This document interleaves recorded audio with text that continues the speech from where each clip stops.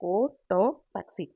सबसे ऊंचा, विश्व का सबसे ऊंचा ज्वालामुखी है कोटोपैक्सी। और ये कहाँ पर है? दक्षिण अमेरिका यानी कि साउथ अमेरिका में। कहाँ पर है ये? साउथ अमेरिका में। दोनों ही क्वेश्चन पूछे जाते हैं, ठीक है। कभी वो आपसे पूछ लेता है कि कहाँ पर है और कभी पूछ लेता है कौन सा है। तो ये दोनों ही बातें आपको नोट होनी, याद होनी बहुत ज्यादा जरूरी है। समझ में आ गया है आपको ये? ठीक है। इसके बाद हम आगे बढ़ते हैं। दूसरा, पहला प्रकार कौन सा हो गया ज्वालामुखी का? वो हो गया सक्रिय ज्वालामुखी। दो सक्रिय ज्वालामुखी है, एटना और स्ट्रोम्बोली। एक बार लास्ट में हम फिर से आपका रिवीजन करा देंगे, ठीक। फिर उसके बाद है सेकंड। सेकंड है सुप्त ज्वालामुखी। कौन से हैं? सुप्त ज्वालामुखी।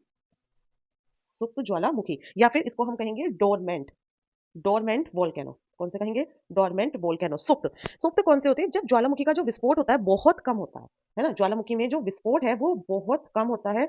विस्फोट बहुत कम, बहुत कम होता है। कम या फिर कभी कभी होता है, मतलब बहुत रेयरली होगा, है ना। कभी कभी होगा, तो आप समझिए उसको हम क्या बोलेंगे? उसे हम सुप्त ज्वालामुखी या फिर डोरमेंट बोलेंगे।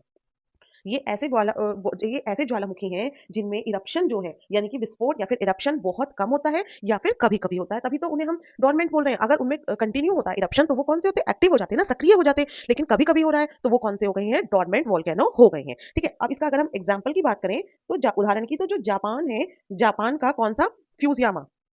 फ्यूजियामा। इंग्लिश में भी इनके नाम ऐसे ही हैं। मैं एक बार लिख देती हूँ, फ्यूजियामा। कौन सी कंट्री का है? जापान का। ये किसका एग्जाम्पल है? डोरमेंट वोल्केनो का। और ये बहुत ज्यादा इंपॉर्टेंट है। मैं इंपॉर्टेंट जिन पे लिख रही हूँ आप समझिए, वो वेरी वेरी इंपॉर्टेंट है। और दूसरा है हमारा इटली। इटली का विसुवियस। कौन सा है? विसुवियस। इटली का विसुवियस, ये भी कैसा है? डोरमेंट है। कैसा है? डोरमेंट। ये दोनों ही डोरमेंट के एग्जांपल हैं। तो इटली का विसुवियस और जापान का फ्यूजियामा, दोनों ही कैसे हैं? डोरमेंट वोल्केनो है। कई बार आपसे पूछ लिया जाता है निम्न में से कौन सा सुप्त ज्वालामुखी है, तो दे दिया आपसे फ्यूजियामा है, या और दे दिया कि स्टम्बोली है, एटना है, कोटापैक्सी है, तो आप किसको फिल्टर करेंगे? फ्यूजियामा को। कई बार आपसे पूछ लिया जाता है निम्न में से कौन सा जापान का सुप्त ज्वालामुखी है, तो फिर आपको विसुवियस भी दिया होगा और फ्यूजियामा भी दिया होगा। तो आपको देखना है विसुवियस तो इटली में है, तो फ्यूजियामा कहाँ है? जापान में है। तो आपको कौन सा टिक करना है? फ्यूजियामा। क्लियर है?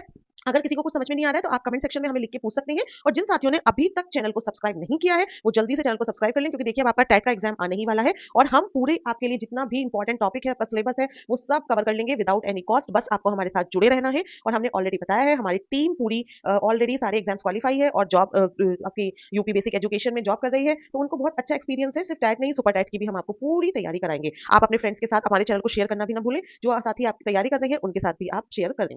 चलिए, थर्ड प्रकार जो है वो आता है, वो क्या है? शांत ज्वालामुखी, यानी कि अ, शांत ज्वालामुखी यानी कि एक्सटिंक्ट वोल्केनो। शांत ज्वालामुखी यानी कि कौन सा हो गया? तीसरा प्रकार एक्सटिंक्ट। पहला था एक्टिव वोल्केनो, दूसरा डोरमेंट और तीसरा हो गया है एक्सटिंक्ट ज्वालामुखी। ये जो ज्वालामुखी है इनमें कभी उद्गार हुआ था, है ना। मतलब ऐसा नहीं है कि अभी ये लोग इसमें कभी कभी रुक रुक के हो रहा है या कुछ हो रहा है, इनमें कभी हुआ था, बहुत पहले कभी कभी उद्गार हुआ था, ठीक है। कभी उद्गार हुआ था।